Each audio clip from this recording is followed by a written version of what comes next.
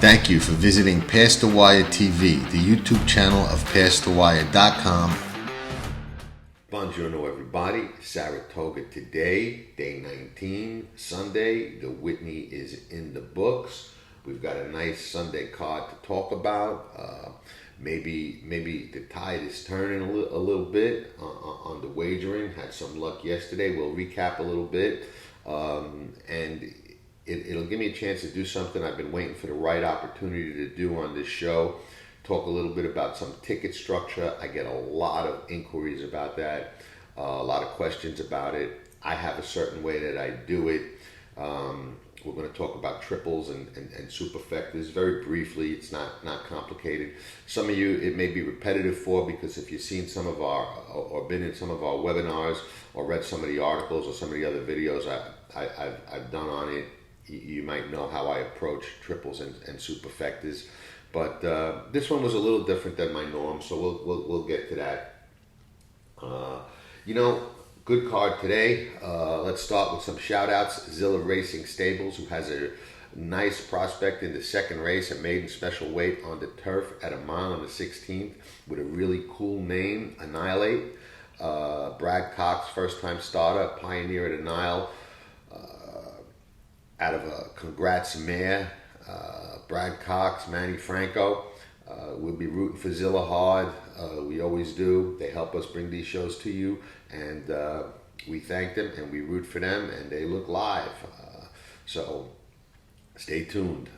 Chad's got two firsters in there, coupled for a change, 1 and 1A. Usually we see same trainer, no couplings, but these two are coupled, and he's always dangerous. But we'll be rooting for our friends at Zilla. Chad's a friend of the show too, and we root for him too, but we got to root for Zilla on this one. Shout out to our friends at Spendthrift Farm, home of not only the most exciting stallion in the land, but several of them being into mischief, and their whole rundown of sires. So shout out to them. Shout out to our friends at AM Wager, and their unique and very interesting ADW with as many tools as anybody's got in the game to help the bettor. So with that, let's take a quick break and we'll be back with the show.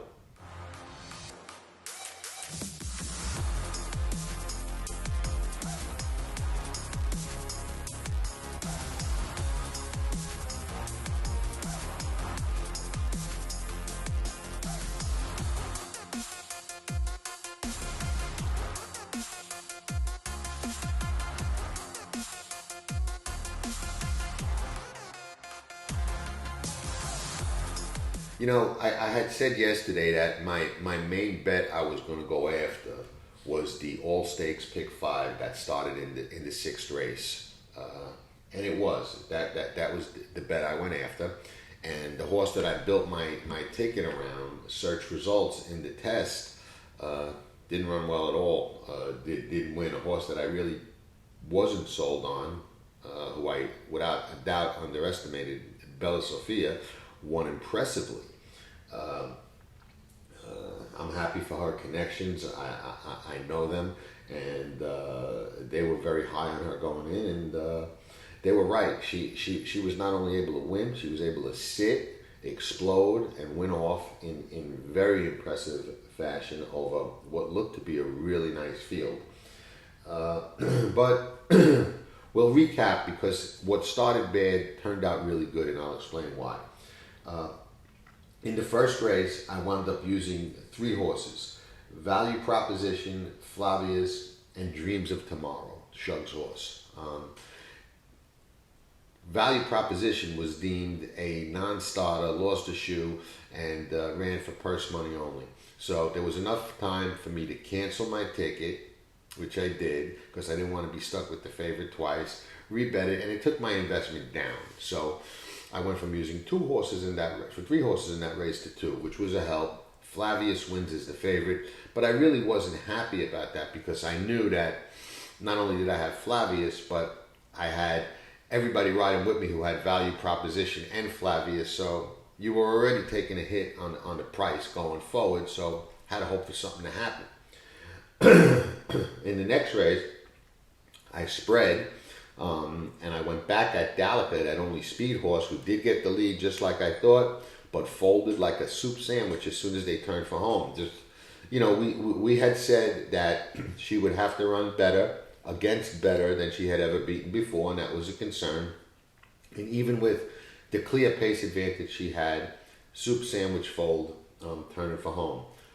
Bad for me. The favorite, Warlike Goddess, who looks like a really, really nice filly and no doubt grade 1 quality, wins the race. Another favorite. Pick 5's looking bad because I've got Search Results, who's going to be the favorite, going into the test.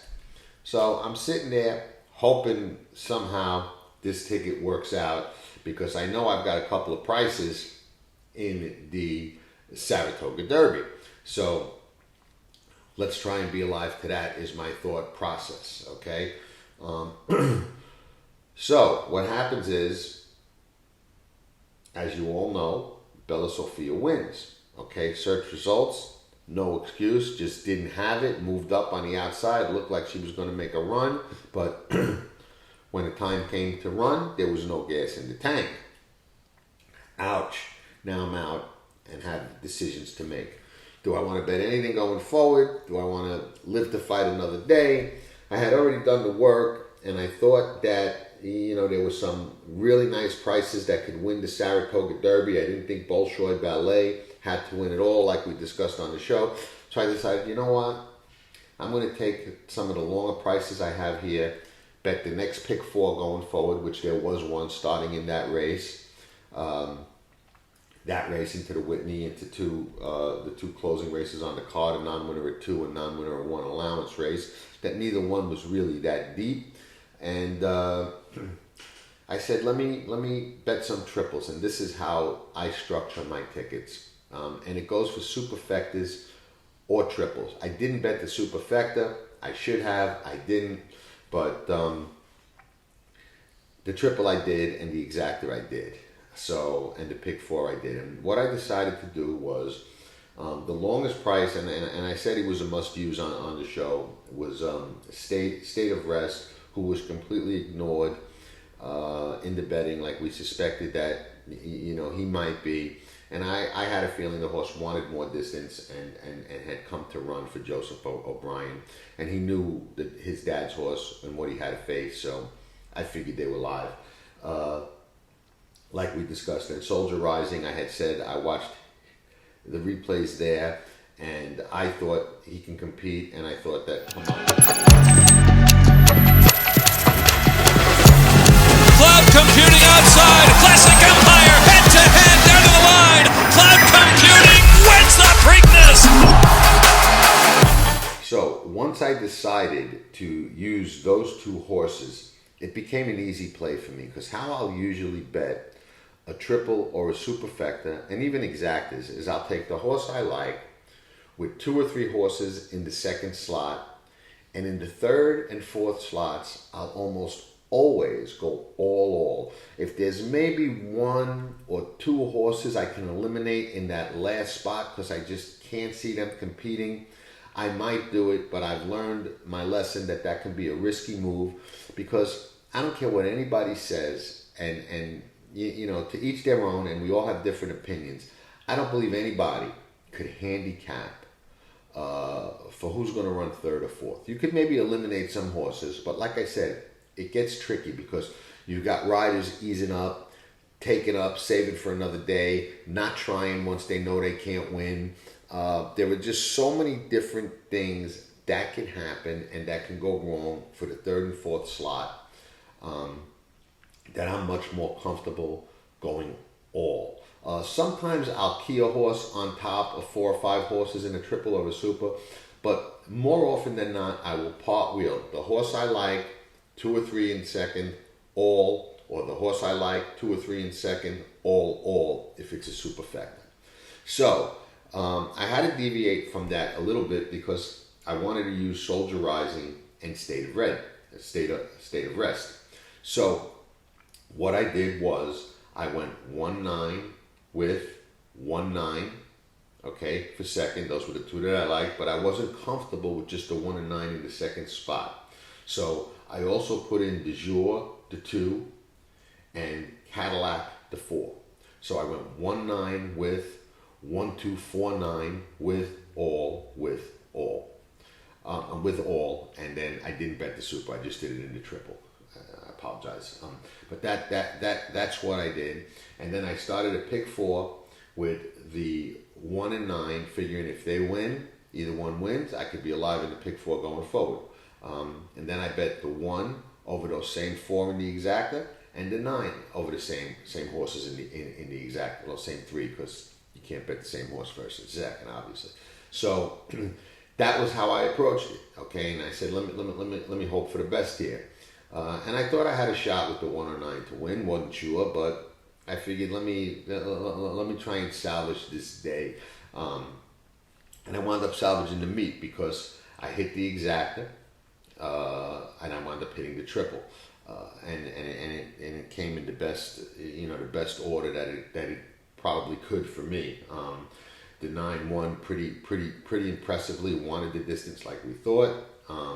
Soldier Rising ran a big race under IRAD, showed that he belonged in this company like we suspected.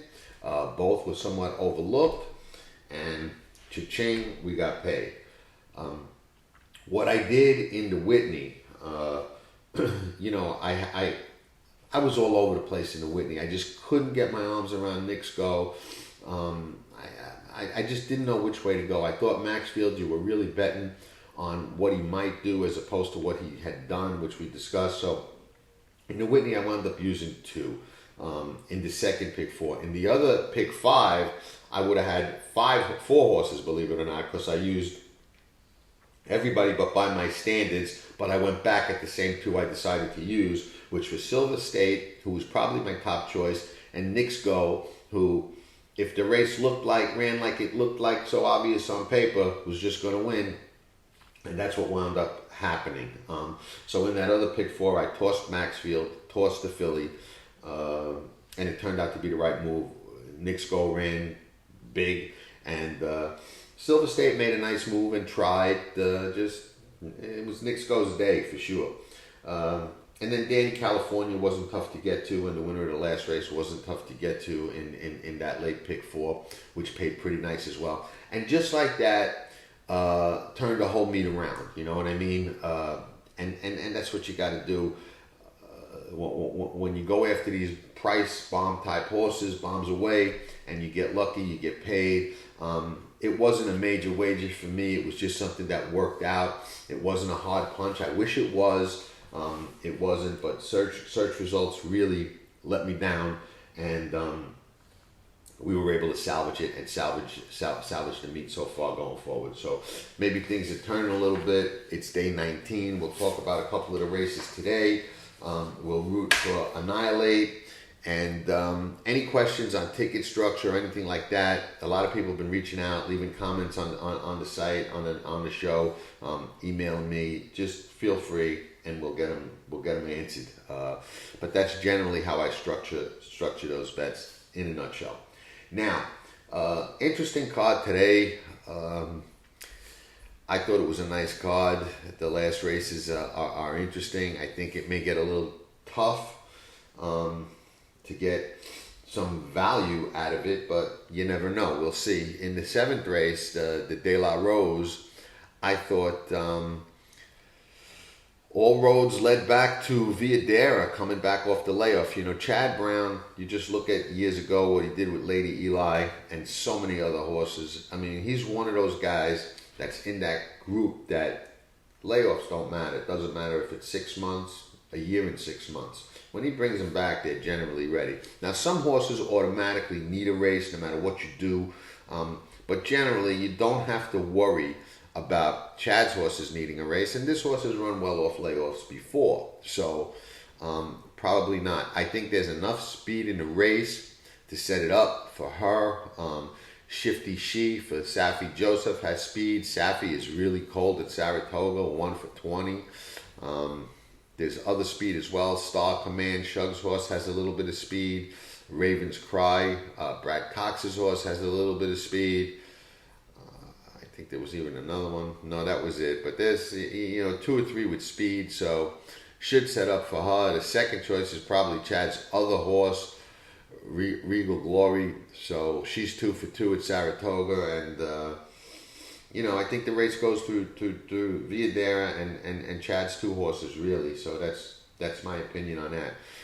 The Adirondack, interestingly enough, sees the return of Mainstay, who gets a jockey switch to Rosario from Frankie Pennington, and we all saw that horse bobble pretty bad and come out of the gate pretty bad into Schuylerville on opening day.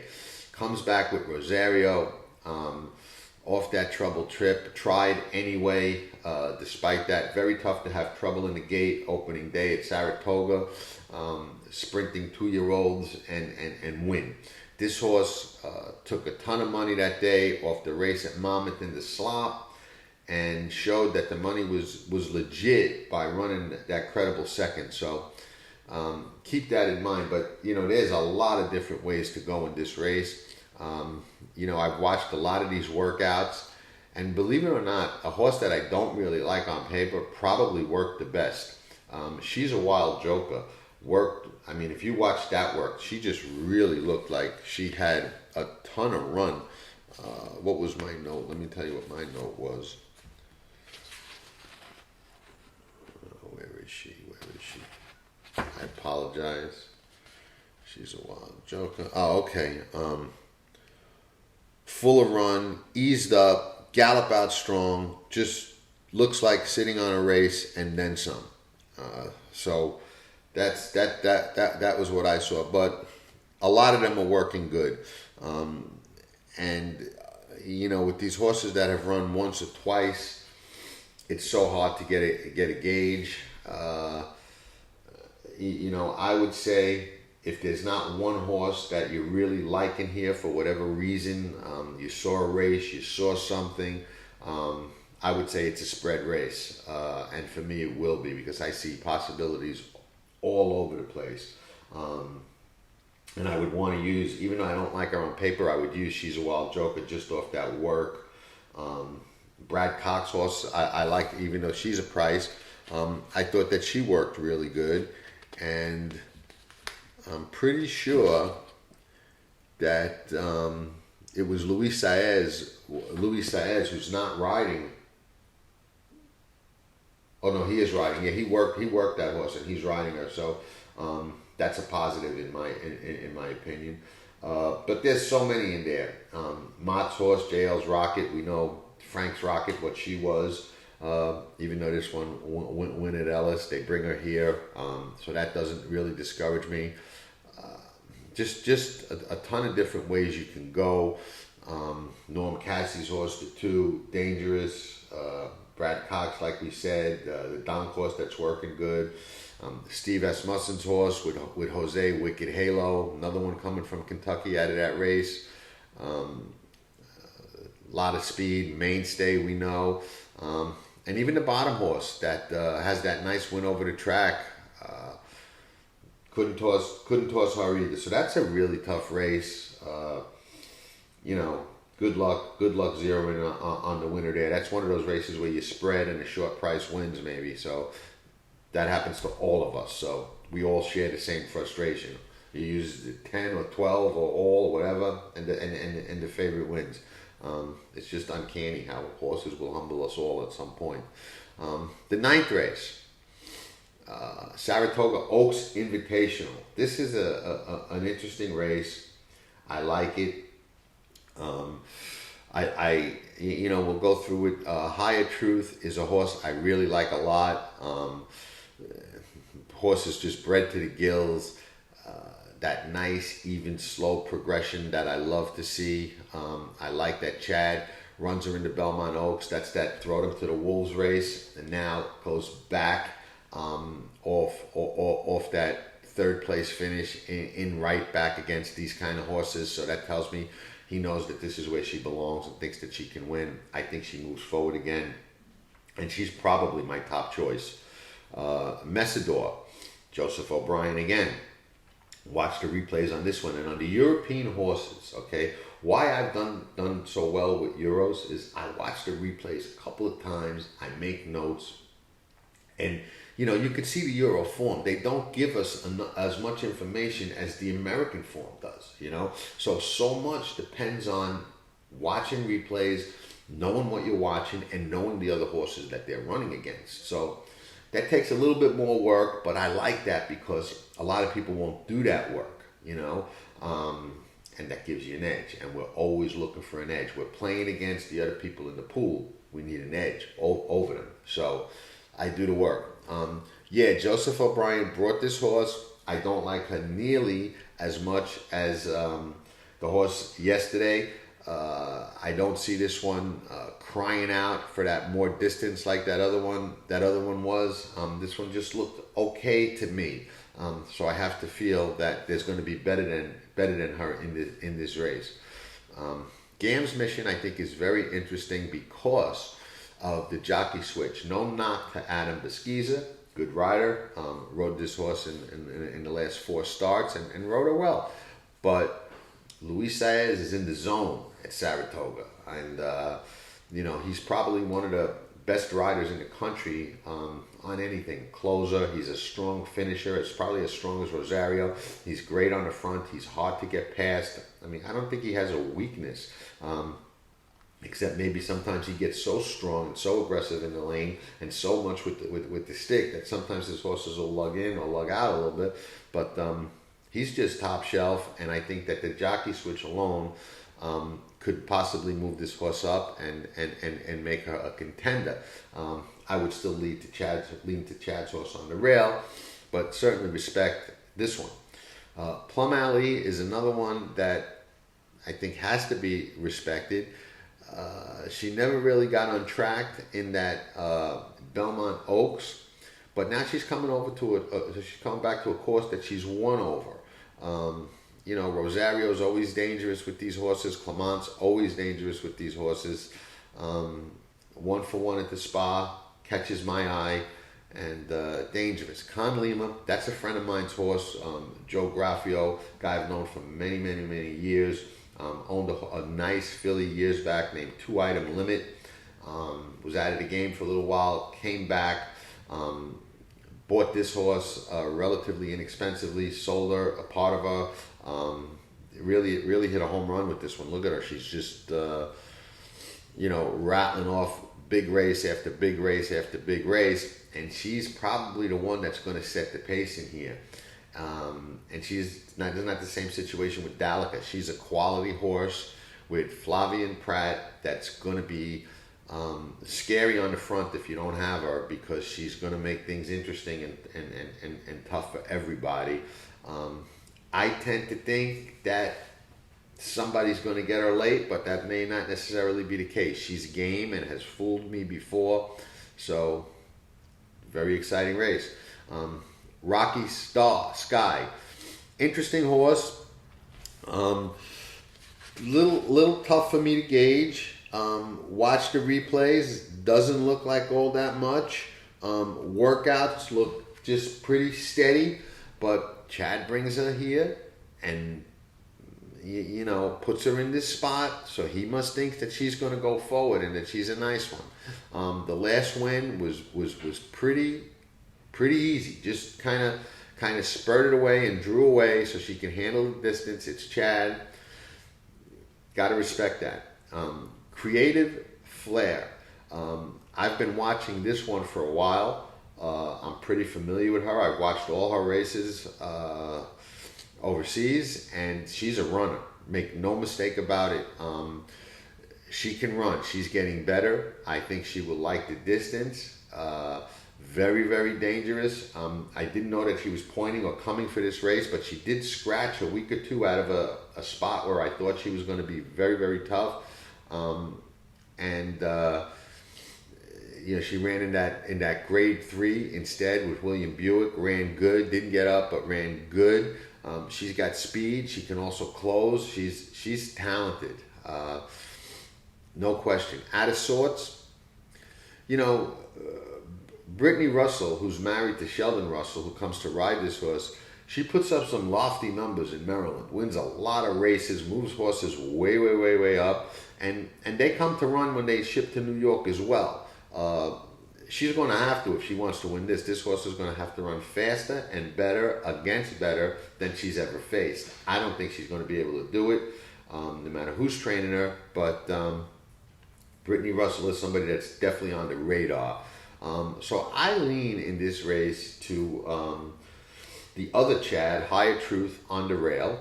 I respect the Chad shipper, but I also, the top two for me are the 1 and 7, Higher Truth and Creative Flair. But like I said, there's a bunch of others that I respect, and I ran them down, and that's pretty much how I saw that race. So with that, maybe things are starting to turn. We'll see what we could put together for today. I'm not exactly sure. Thank you everybody for tuning in. Please check back on Monday or Tuesday for some news on Past the Wire TV. Visit pastthewire.com for articles and all kinds of stuff, and stuff on these races, future races. Subscribe to the channel so you don't miss any of the videos. Check back. There's some great interviews. Chad Brown, Graham Motion, so many different people on the channel that you might find interesting. I try and Carl Broberg. I try and ask questions that I think you would want to know the answers to, and that will help us all going forward understanding different things. And that's that. So ciao for now. We will reconvene on Wednesday, which will be day 20 of the meet. We're still looking for that next major wager. We did some good. We got out of the red and into the black, but we want to get way into the black. So we'll try and do that. And ciao for now. Nobody does it better.